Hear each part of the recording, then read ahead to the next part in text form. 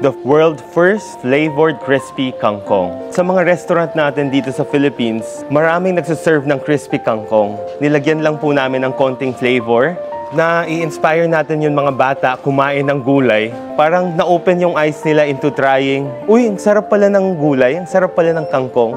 Yun yung nag-fuel sa amin to do this business more. Masaya tayo kasi we export it out of the Philippines, tsaka we get to help our local community through the business.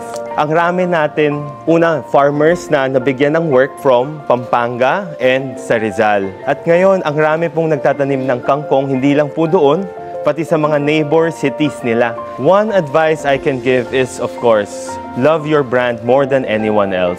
Consistent, everyday you put time in it, kahit everyday 30 minutes lang. And araw-araw, you try to improve. Doon sa mga feedback, doon talaga tayong makaka-improve. Sa Singapore, sa Taiwan, nagbebenta tayo sa trade show. Sobrang proud ako kasi nagugulat sila lahat na, Philippine to, Philippine to. Di ba, who wouldn't expect na nasa backyard natin lahat. Ngayon, proud tayo na meron na sa ibang bansa.